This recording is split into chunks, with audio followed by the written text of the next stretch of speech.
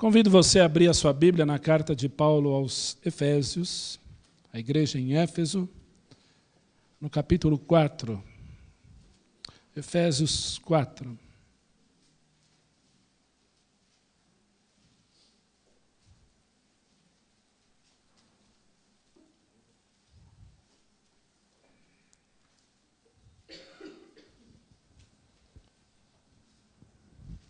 Deixa a sua Bíblia aberta aí, vamos orar. Pai, nós nos colocamos diante de Ti mais uma vez, para Te agradecer, porque Tu és o Deus de toda maravilha, Tu és o Deus dos antigos, mas Teu amor ao homem perdido, de todas as maravilhas, é sempre a maior. Nós Te agradecemos pela redenção que há em Cristo Jesus, nosso Senhor, nosso Salvador, pedindo ao Pai que Tu fales, não aquilo, Senhor, que esteja no meu coração apenas, mas aquilo que o Senhor quer. Pai, nós queremos Te pedir também que venhamos a agir como o Senhor quer. Não como temos vontade, não como nosso coração se inclina, mas segundo a Tua vontade, Senhor. Fale, Senhor, com a Tua igreja, continue a falar, é o nosso pedido, é o nosso clamor essa noite. Porque sem Ti nada somos, Senhor. Tu sabes como eu sou, como eu estou aqui, e o quanto precisamos de Ti, Senhor, o quanto eu preciso de Ti. Louvado seja o Teu nome, assim oramos com gratidão, no nome de Jesus. Amém. Nós teríamos uma cantata de Páscoa recentemente programada, mas pela dificuldade de agenda de alguns, a nossa correria, um ano de Copa com muitos feriados, nós adiamos a nossa programação. E tanto domingo passado como hoje, nós estamos cantando hinos que lembram a morte vicária do Senhor Jesus e a sua ressurreição, aquilo que o Senhor Jesus fez por nós. E eu pergunto, por que Cristo ressuscitou? Porque Cristo morreu, nós sabemos. Cristo morreu para pagar os nossos pecados naquela cruz. Mas Cristo ressuscitou, sendo Ele mesmo a vitória sobre a morte, e assegurando então a nós a vida eterna, porque Ele mesmo, Jesus, como não tinha pecado nenhum, tinha direito legal de ressurgir. E nós ouvimos o coral cantando uma música aqui, dizendo, um hino, que a tumba louva ao Senhor, que aquela tumba gélida, vazia, louva ao Senhor, porque Jesus está vivo. O cristianismo é um túmulo vazio, um Deus vivo, pelos séculos dos séculos. Um Deus que não foi ali esquecido. O Filho de Deus, que é Deus, não foi abandonado ali pelo Pai, como está escrito no Salmo, não permitirás que o teu santo veja a corrupção. Cristo Jesus vive pelos séculos dos séculos. Amém. Por que Cristo ressuscitou? E dentre as razões da ressurreição de Cristo não é só a vitória sobre a morte, assim como Cristo morreu, nós morremos com Ele. Cristo ressuscitou, aquele que crê nele ressuscitou para andar em novidade de vida. A ressurreição de Cristo vai servir para algo mais. A obra vicária de Cristo na cruz, a sua ressurreição, vai servir para algo mais. Capítulo 4 do livro de Efésios diz assim, versículo 1, Efésios 4, 1. Rogo-vos, pois eu, o prisioneiro do Senhor, que andeis de modo digno da vossa vocação, ou da vocação a que fostes chamados. Algumas palavrinhas aí, né? A primeira é rogo-vos. Há um clamor do Senhor aí, através de Paulo. Eu clamo, eu exorto a igreja, a cada um de vocês, da igreja em Éfeso, e por extensão isso serve para mim, para você, que andeis passo a passo, de modo digno da vocação a que fostes chamados. Então, todo crente no Senhor Jesus recebeu do Senhor Jesus uma vocação, um chamado. E para você andar passo a passo nesse chamado. Lembra das palavras de Jesus em Mateus 11, 28, que alguns conhecem de cor. Vinde a mim os tais cansados, sobrecarregados, e eu vos aliviarei. E nós gostamos de parar a leitura aí, porque é uma verdade. Quando eu estou cansado, oprimido, sobrecarregado, O clamor de Jesus é: vinde a mim, eu vou te dar alívio. Mas Jesus vai dizer um pouquinho mais, algo a mais. Ele diz assim: tomai sobre vós o meu jugo e aprendei de mim. Em outras palavras, Jesus Cristo está falando: tome o meu jugo e ande passo a passo ao meu lado. No livro 3,16, Max Lucado, ele escreve assim: pegue a sua caneta marca-texto mais forte e grife na sua Bíblia este aprendei de mim. E eu faço dele as minhas palavras. Grife aí, aprendei de mim, passo a passo com Cristo. Talvez você queira dar passos sem Cristo. Não é uma boa ideia. Talvez você vê que Cristo está dando os passos e você não quer dar esses passos com Ele e você quer ficar para trás. Nós não podemos nem tentar andar à frente de Cristo, nem ficarmos atrás dele. A Bíblia diz: passo a passo, aprendei de mim, ande comigo. Porque Jesus tem dito: eu sou manso e humilde de coração, e achareis descanso para a vossa alma. Andeis de modo digno da vossa vocação a que fostes chamado. Cristo te chamou para quê? Para você andar passo a passo com Ele. Cristo ressuscitou por quê? Para você andar com Ele. Como? Com toda humildade, se fazendo menor, e mansidão, com longo ânimo, paciência, suportando-vos uns aos outros, esforçando-vos diligentemente por preservar a unidade do Espírito no vínculo da paz. Não é no vínculo da guerra, não é no vínculo do confronto, não é no vínculo das diferenças, é no vínculo da paz. Há somente um corpo. Eu tenho uma triste notícia para dar para todos os que estão aqui. Existe uma igreja só. E ela não se chama Igreja Presbiteriana do Brasil no Ipiranga. Ela não se chama IPBI. Ela não se chama IPVM. Ela não se chama Igreja Batista do Povo do Ipiranga. Ela não se chama Igreja Metodista Central. Ela se chama Igreja Corpo de Cristo. Há uma só.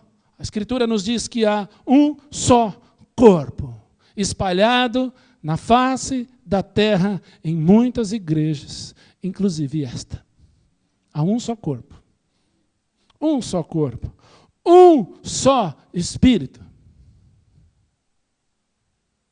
Uma vez alguém falou assim para mim: não, existe Espíritos de Deus. Eu posso pegar 1 João 4 e fazer um teste para ver se é o Espírito de Deus ou os Espíritos do bem ou do mal. Não, a Bíblia diz assim, 1 João 4, nisto reconhecereis o Espírito de Deus. Porque todo o Espírito de Deus que confessa que Jesus Cristo vem em carne é de Deus. E só tem um Espírito que faz isso, é o Espírito Santo de Deus. Ninguém pode falar Senhor Jesus Cristo se não for pelo Espírito de Deus. Há um só Espírito. Mais ainda, não se cansa, gente, a gente vai ler a Bíblia junto aqui, tá bom? Como também fossem chamados em uma só esperança, como também fossem chamados, uma só esperança. Qual é a esperança do crente da vossa vocação? Qual é essa esperança? Que Cristo vai voltar. E enquanto Ele não volta, vive para Ele. Viva para Ele. Porque quando Cristo voltar, eu quero ir com Ele com a certeza de: Senhor, eu trabalhei para Ti. Eu Te servi aqui. Eu não fiz nada mais, nada menos do que a minha obrigação de crente. Um só Senhor, e Ele se chama Jesus. Uma só fé, a chamada fé evangélica de que Cristo morreu pelos nossos pecados e que ressuscitou ao terceiro dia e que foi visto de uma só vez por muitos irmãos. Isto é evangelho. E mais ainda, um só batismo. E esse batismo é no corpo de Cristo. Um só Deus e Pai de todos, o qual é sobre todos, e age por meio de todos e está sobre todos. Então a pergunta que eu fiz é: por que Cristo morreu e ressuscitou? Vamos começar a responder. A graça foi concedida a cada um de nós, segundo a proporção do dom de Cristo. Por isso diz, quando Ele subiu às alturas, levou cativo o cativeiro e concedeu dons aos homens. Ora, que quer dizer subiu, senão que havia descido até as regiões inferiores da terra? Aquele que desceu é também o mesmo que subiu cima de todos os céus para encher todas as coisas. O Senhor Jesus Cristo conta uma história com H, que alguns chamam de parábola, e não é. E graças a Deus eu não sou o único pastor que crê assim. Quando o pastor Delage veio pregar aqui, falou do tema Mensagem Além Túmulo, eu dei glória a Deus. Quase virei pentecostal, né? Porque eu falei, puxa, ele crê na Bíblia, o jeito está ali. Há uma história confundida com parábola que se chama O Rico e o Lázaro. Não é uma parábola, é uma história com H bem grandão. Jesus conta essa história com H de que existia um homem chamado Lázaro. E um homem que era um rico.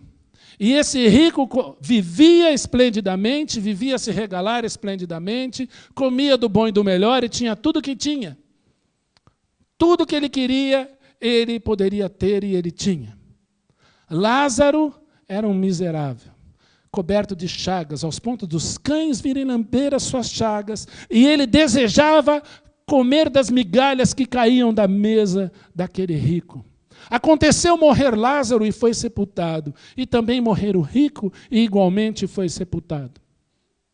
E no Hades,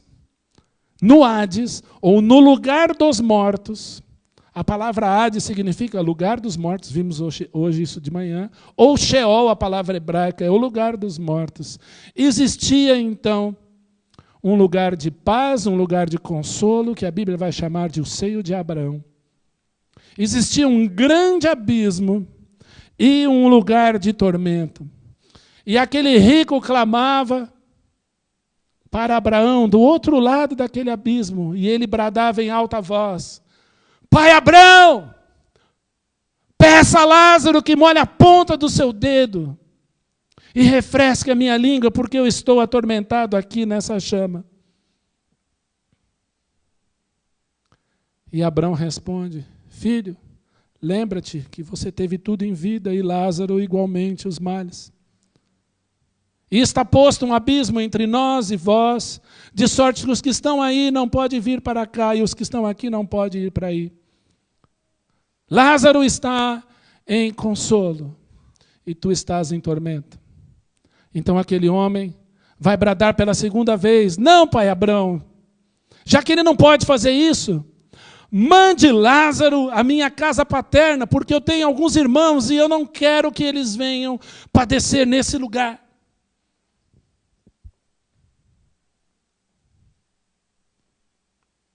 E ele vai insistindo com Abraão, dizendo, Abraão, se alguém sair daqui, se alguém sair dentre os mortos e for ter com os meus irmãos vão se arrepender. E Abraão disse, eles têm a lei e os profetas, ouçam-no. Porque ainda que alguém ressuscite dentre os mortos e venha evangelizar você, venha evangelizar qualquer perdido, se não creem na Bíblia, se não creem na lei e nos profetas, muito menos crerão se alguém sair de entre os mortos. O nosso destino ele é selado no momento em que você crê no Evangelho libertador do Senhor Jesus Cristo, ou não. Ou você tem vida, ou você vai para o céu morar com o Senhor Jesus Cristo, ou você não vai. Ou você vai para o céu ter a eternidade no gozo do nosso Senhor Jesus, ou você estará no inferno. Ou o indivíduo estará lá. Pastor, nós estamos no século 21, é pós-modernismo, pastor. Era da internet, pastor. Vai falar de inferno agora? Isso é assunto dos anos 70, dos anos 80, Bill Bright, Cruzado Estudantil. Agora não, Senhor, agora o evangelho é diferente, agora é prosperidade. Bate o pé, o Senhor dá. Estala o dedo, o Senhor atende. Crente não fica doente, crente não tem problema, crente é tudo numa boa, é paz e amor. Não é isso. O Senhor Jesus Cristo diz, quem tem o Filho tem a vida. O que todavia se mantém rebelde contra o Filho, sobre esse permanece a ira de Deus. E a ira de Deus, a justiça de Deus, ela é eterna. Cristo leva sobre si a condenação eterna do pecado em seus lombos. E esse lugar chamado Sheol e Hades, ele era dividido em duas partes. A primeira parte era uma parte de paz, uma parte de consolo no seio de Abraão, o patriarca Abraão, aquele que foi justificado pela sua fé. E o segundo compartimento, o segundo lugar, era um lugar de tormentos. Havia chama, havia fogo, havia plena consciência daquele lugar, de que ali era um lugar de tormento. Era um lugar onde o rico lembrava dos seus irmãos, ainda vivos. Era um lugar que aquele rico talvez lembrava de tudo que ele teve em vida, e ali ele estava desprovido de todos os seus bens materiais. Jó disse: nu vim, nu eu nasci, nu eu saí do ventre de minha mãe, e aí nu eu irei para o pó. Nu eu vou morrer, sem nada. Nós não levamos nada daqui. E a obra do Senhor Jesus Cristo na cruz foi tão grande, que a Bíblia diz que o Senhor Jesus Cristo, enquanto esteve morto, ele vai descer a esse lugar e vai levar consigo cativo o cativeiro. Ele vai dizer ao pai Abraão, ele vai dizer a Moisés, ele vai dizer aos profetas, ele vai dizer a Lázaro que estava ali, ele vai dizer àquelas pessoas que estavam no lugar de consolo: eu venci e vocês agora estão comigo. E Jesus leva essas pessoas até o céu com ele. Um dia nós podemos fazer um estudo maravilhoso sobre o que é o lugar dos mortos. E aqueles que se encontram no lugar de tormentos, até hoje estão lá, aguardando um evento chamado Grande Trono Branco, onde serão julgados um por um conforme as suas obras, e vão depois para um lugar chamado Lago de Fogo, que nem começou ainda. Satanás, a besta, o falso profeta, o anticristo vão inaugurar esse lugar. Nem começou. O Hades hoje é uma sala de espera para o lugar de tormentos. Mas aquele lugar de consolo está com Cristo hoje nas alturas. Assim eu creio. E a Escritura continua dizendo: depois que o Senhor Jesus então fez isso, aquele que desceu é o mesmo que subiu acima de todos os céus para encher todas as coisas, para dizer: a obra foi completa. Foi isso que Estevão viu. Vejo o Filho do Homem à destra do Pai, à direita do trono de Deus. E isso lhe custou a vida. Foi pedrada para tudo quanto é lado em cima de Estevão. O jovem Estevão. Falei isso domingo passado. Hoje o jovem quer valorizar. Né? Hoje o jovem quer valorizar. Ele posta onde ele vai, ele posta o seu corpo, né? A menina posta ela de biquíni na praia, o menino crente se posta assim ou assado. Eu não tenho nada contra, mas a vida cristã não é só isso. Jovens eram mortos, assassinados, cerrados ao meio, apedrejados. Eu sinto falta de jovens tementes a Deus, ao ponto de ir para a rua dizer: eu sou de Cristo, eu estou aqui com a minha camiseta, dizendo para todo mundo: eu sou de Jesus, ainda que isso custe bullying na escola. Eu sou de Cristo. E eu digo com todas as letras no Mackenzie, onde eu dou aula. 3 vezes por semana para 600 alunos. 1º, 2º, 3º colegial. Os meus piores alunos são os crentes. São os agentes secretos do Senhor aqui dentro, que vivem uma vida dupla e que não professam Jesus, mas graças a Deus o Senhor levanta um ou outro escudeiro de oração para interceder enquanto eu prego o evangelho lá dentro. E são poucos. Até fita do Senhor do Bonfim os crentes usam.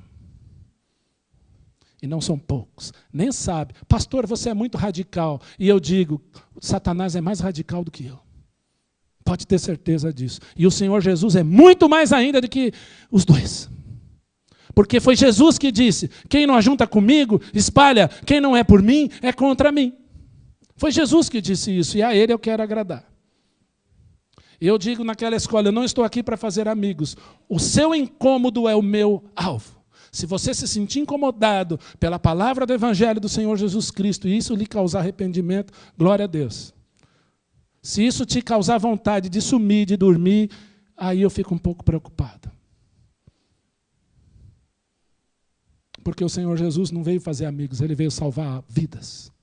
E você foi vocacionado para salvar vidas, para fazer diferença. Ele venceu. Ele subiu aos céus para encher todas as coisas. Estevão viu isso. Muitos viram isso. João viu isso e caiu aos pés de Jesus como morto. Mas Jesus colocou sobre ele a sua mão e disse: não temas, eu sou o primeiro, eu sou o último, mas eis que estou vivo pelos séculos dos séculos e tenho as chaves da morte e do Hades. Elas estão aqui comigo, na minha mão. Eu estou vivo. Esse é o Deus vivo. E para que Jesus encheu todas as coisas? Bom, versículo 11. Ele mesmo, então, feito tudo isso, concedeu uns para apóstolos. E desculpa eu te assustar, são apenas 12. 12. E não era Matias o 12º, era Paulo. 12. Na Nova Jerusalém haverá 12 portas, 12 colunas, com o nome dos 12 apóstolos. E temos alguns aí disputando de quem é a 12ª. Eu creio que é Paulo. Porque ele diz: eu sou como que nascido fora de tempo. Persegui a igreja de Deus e não fui digno de ser chamado apóstolo. E a nossa fé está edificada sobre o fundamento dos apóstolos.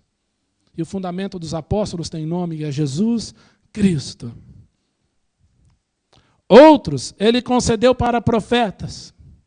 Profetas que anunciam o Senhor Jesus Cristo. O ministério de profecia é abrir a palavra de Deus e falar: o Senhor Jesus Cristo vem. A palavra de Deus diz isso, você crê? Temos que tomar cuidado com os profetas de hoje. Assim diz o Senhor. Está na Bíblia. Presta atenção no que diz o livro de Hebreus, capítulo 1. Havendo Deus outrora falado muitas vezes e de muitas maneiras aos pais pelos profetas, nesses últimos dias nos falou através do Filho de Deus, que é Jesus. Quer saber o que Deus quer para você? Conheça Jesus, passo a passo. Foi ele, Jesus, que disse: aprendei de mim. Outros para evangelistas. Evangelistas. Quando eu ouço alguns testemunhos, eu gosto muito de testemunho. Essa manhã nós tivemos um testemunho aqui maravilhoso. Eu gosto muito de ouvir testemunho. Testemunho é quando aquela pessoa vai lá e fala assim: olha o que Jesus fez na minha vida, olha quem Ele é. Olha como Jesus é o grande libertador. Eu gosto muito de ouvir testemunho. E quando eu começo a olhar para a IPBI, eu fico pensando: dá para você colocar um dia o seu testemunho em poucas palavras e me entregar? Eu estou com esse projetinho na cabeça, eu até conversei com a Lu, da gente fazer um trabalhinho assim. Né? Mas pensar nos testemunhos tão fortes que nós temos aqui. De como Jesus é libertador, de como Jesus é maravilhoso, de como Jesus é bom, como a sua graça nos alcança de maneira tão surpreendente. Tão surpreendente, tão forte. E quando eu penso em testemunho, eu fico pensando que um dia Deus usou alguém para falar do amor de Jesus. Para você. Essa semana, alguém me disse assim, de uma maneira muito interessante, porque semana passada eu falei isso: aquele que investiu em você, saiba que o trabalho dele não é vão. E a pessoa me falou: pastor, eu liguei para a pessoa que um dia falou de Jesus para mim e eu disse: olha, continua firme, aquele trabalho que você fez na minha vida está de pé. Eu continuo com Jesus e aquele trabalho não foi vão. Isso é testemunho. Aquela pessoa que insistia com você, que ia lá na sua casa. Eu lembro do Cláudio ir na minha casa: vamos para a igreja. Queria me levar para a igreja Batista Morumbi. Eu falei assim: jamais, não vou, eu não quero saber de igreja. Não vou embora enquanto não for na igreja. Ainda abri a janela do quarto, domingo de manhã, 8h30 da manhã. Falei: Cláudio, eu fui para um casamento, cheguei 3h30 da manhã, eu quero dormir. Vamos para a igreja. O carro está lá fora, eu te levo e te trago. Graças a Deus ele insistiu comigo. Evangelista é aquela pessoa que às vezes você estava na fila do ônibus e ele começou a falar de Jesus para você e você quis falar para ele: por favor, não me incomode, vai embora, meu ônibus está chegando. E você está insistindo com esse negócio de Jesus e eu tenho mais o que fazer. Sabe aquela pessoa que ora por você, que diz para você: meu querido, eu amo tanto você, e sem Jesus você vai perecer. no inferno, na confusão, você vai perecer num lugar escuro, você vai perecer sem Jesus e toda a eternidade não tem volta. Aquela pessoa que insistia, aceita Jesus, Jesus ama você. Jesus veio para dar vida por você e talvez você não queria, mas um dia você se rendeu a essa graça maravilhosa. E alguns vão dizer de forma certa que ela é irresistível, porque ela é mesmo. É impossível olhar para Jesus e permanecer o mesmo. Eu fico triste quando eu vejo pessoas, quando dizem, eu conheço Jesus, mas é uma vida de desânimo, é uma vida de tristeza, é uma vida de como se não conhecesse Jesus. Eu conheço Jesus, mas Jesus está te deixando assim. Que Jesus é esse? Saiba de que aquele evangelista que insistiu na sua vida, ele quis ver você aos pés de Jesus. Deus concedeu o dom para alguns serem evangelistas. Sim, para pegarem no seu pé, porque um dia vai ser tarde. Mas há outros para pastores e mestres. E eu creio que nós não podemos dissociar as coisas, e nem pastor, nem de mestre. E aí eu incluo junto comigo pastores, os presbíteros e diáconos, que são pastores de igual forma. Se você não está apto para ensinar a palavra de Deus, muito menos para exercer liderança na igreja. Pastores e mestres. O pastor, muitas vezes, e eu não restringo a minha pessoa, a outros pastores aqui presentes, há presbíteros entre nós. Nós muitas vezes dormimos a igreja, acordamos a igreja, sonhamos a igreja, os problemas da igreja, as alegrias da igreja. Um exemplo muito simples. A minha gripe e a minha carne diziam, não vou para Ubatuba, que Ubatuba é lugar de descanso, é praia, é refúgio. Mas o Espírito de Deus dizia, vá, meu filho, o Ricardo precisa de você. A quem eu vou obedecer? Senhor, que a minha ida lá seja para a tua glória, que seja para abraçar o meu irmão e vê-lo mais próximo de Jesus ainda e me colocar como servo. Entende? Mas também ensinar. Não espere de mim perfeição, não espere dos presbíteros dessa igreja perfeição. Espere perfeição de Cristo e ore pela liderança dessa igreja. Somos alvos constantes de perseguição, somos alvos constantes de calúnia, somos alvos de tristeza, de mágoa. A depressão bate na porta todos os dias, mas nós escolhemos viver Jesus todos os dias. Pode ter certeza disso. Senhor, hoje eu vou ficar em pé porque Tu és a minha alegria. E, por favor, me dê garra para que eu possa falar do Teu Evangelho, para que eu possa ser luz hoje. Porque é o dom de Deus. Se o Senhor me deu, eu quero honrá-lo. Bom, tudo isso para quê? São 7:05, tenha paciência. Versículo 12. Bom, Ele concedeu todos esses dons para quê? Com vistas ao aperfeiçoamento dos santos, para o desempenho do seu serviço, para a edificação do corpo de Cristo. Para que Jesus Cristo morreu, ressuscitou e concedeu dons aos homens? Para o seu aperfeiçoamento. Sabe por que você tem que ler a Bíblia? Para o seu aperfeiçoamento. Sabe por que o Marcos Dumbra, Marcos Cassoli, Marcelo, Rogério, André Pavel, Ion, professor das crianças, todos eles, nome a nome, preparam aula para dar para você? Para o seu aperfeiçoamento, para que você seja mais santo. Para o desempenho do seu serviço. Você não trabalha para a EPBI. Se você abraçou algum ministério, seja nesta igreja, seja fora dessa igreja, seja lavar o chão da Missão Sena, seja dar um beijo lá na avó Miriam e ir lá orar com ela, seja enviar uma oferta para o Epitácio na África, seja para ir no Hospital Cruz Azul e fazer uma oração com os doentes ou ir lá cantar, saiba que é para Jesus que você faz isso, não é para mim. O máximo que eu posso fazer é mandar um lembrete para você. Ó, você tem esse compromisso. Não fique bravo comigo, porque essa obrigação eu não tenho. Mas você servir é você com o Senhor. Olha aí, aperfeiçoamento dos santos para o desempenho do seu serviço, para a edificação do corpo de Cristo. Presta atenção o que aconteceu aqui hoje de manhã. Nós transmitimos a brilhante aula do Marcos pela internet. Graças a Deus nós tínhamos um plantonista lá. E eu recebi uma mensagem de alguém que colocou a aula para o filho ouvir. A disponibilidade de estar lá, de nós transmitirmos, serviu para que uma mãe pudesse colocar para o filho assistir, porque era um assunto de interesse dele. Entende como Deus dinamiza o corpo dele para o serviço, para a edificação do corpo?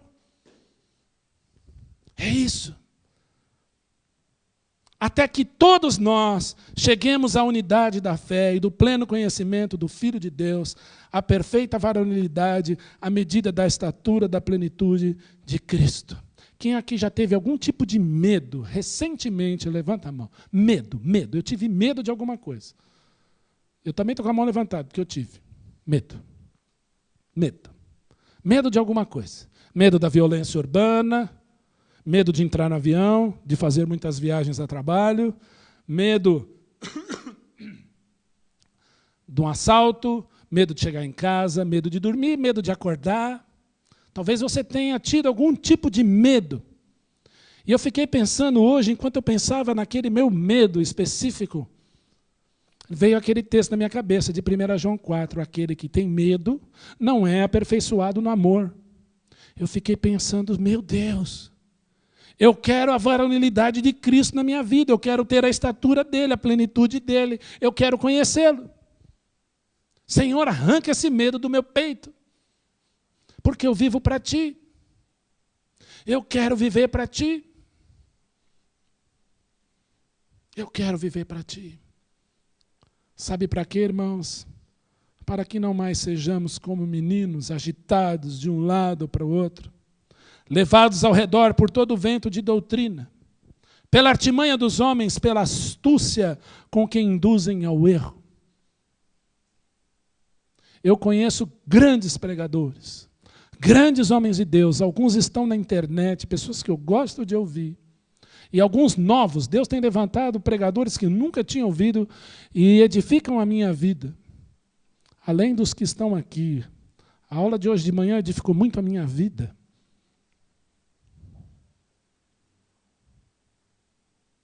Mas saiba que se nós não estivermos estribados, crivados na palavra de Deus, nós podemos estar induzidos ao erro.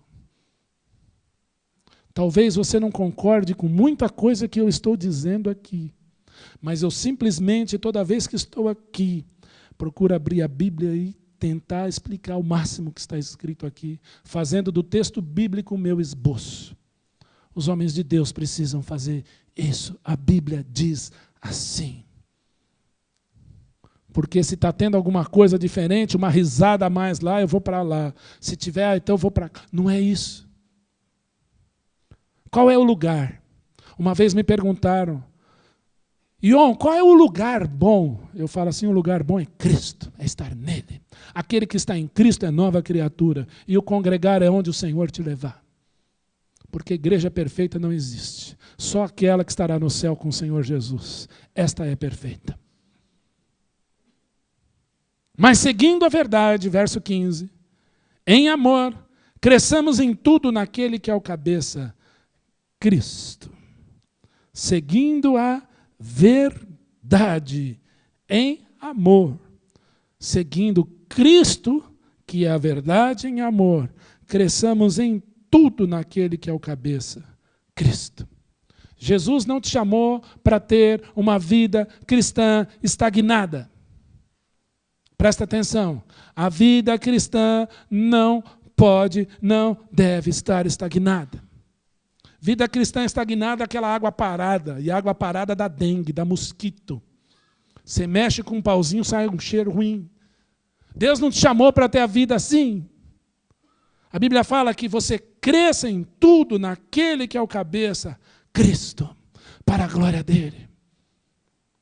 De quem todo o corpo bem ajustado e consolidado, pelo auxílio de toda junta, segundo a justa cooperação de cada parte, efetua o seu próprio aumento para a edificação de si mesmo em amor. Quando eu edifico a igreja, eu edifico a mim mesmo.